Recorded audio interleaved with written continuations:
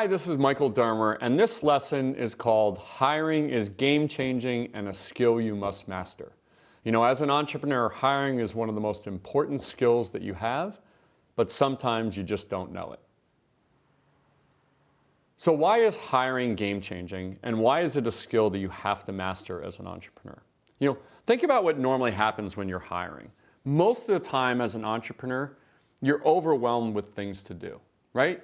And you kind of go out there and you're looking for resources that can help you in lots and lots of different areas of your business. This might be true if it's just you or a couple people or if you're really growing, right?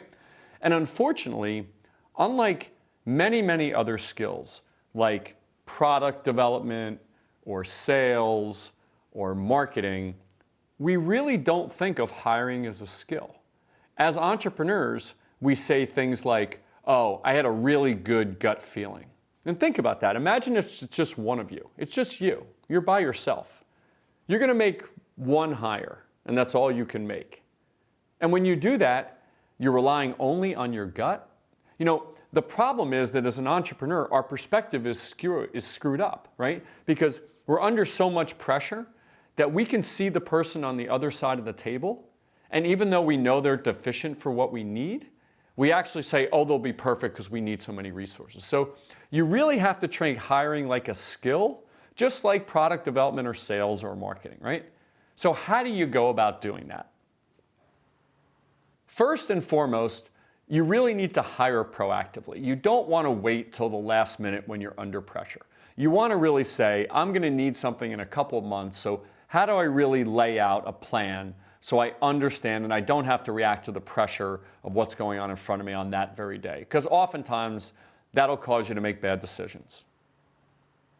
Next is, you can't rely on your gut, okay? Faith is not a strategy. There are plenty of tools out there that HR professionals and hiring professionals use all the time. Lots of them are free. They're templates, they're interviews, they're personality tests. There's all these different tools that you can use that can really improve your chances way more than just relying upon your gut. Next is, you may need to pay more. One of the biggest mistakes that I made in my company was I always skimped on some important roles. You know, there's some roles that are so important within your company that it's actually worth it for you to spend a little bit more money. Don't get me wrong, I get it, it's hard. It may be your money, it may be money that you don't have, but I can tell you, when it comes to those crucial roles, I would have gone ahead if I had a choice to do it again and actually paid more for those crucial roles in the company. Here's a technique that can really help you. Use outsiders to interview your candidates, right? So even though we are impacted by our passion and our pressure, outsiders aren't. You know, bring in somebody that's an advisor or a colleague or a friend whose business judgment you respect. Give them the role, give them the person's resume, and let them interview them.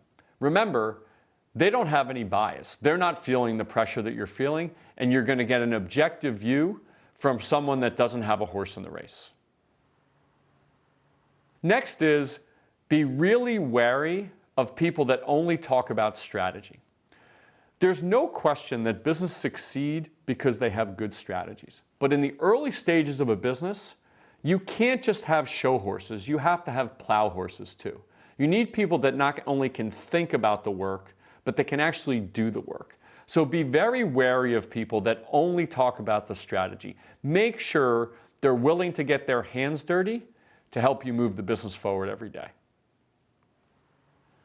One other thing that you have to keep in mind is you always have to hire for your particular phase of growth. You know, there are people that function really, really well in a 500-person company.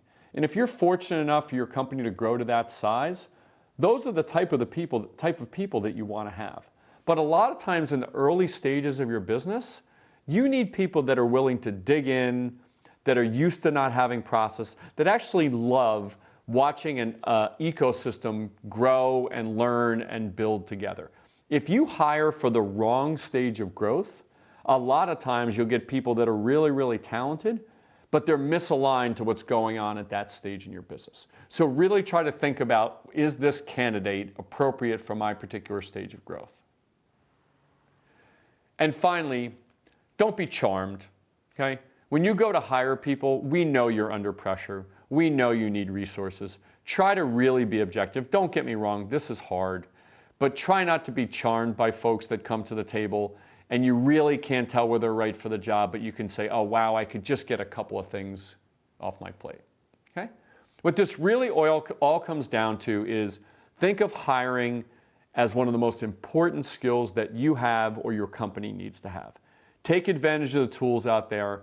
Think about it a little bit more formally. Create some discipline with some of the tools that I mentioned, and I think you'll find you'll make better hires. And when you make better hires, it allows you to become a better entrepreneur every single day.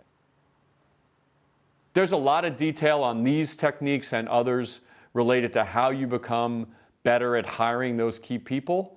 You can check out those techniques side by side with this video inside this particular lesson.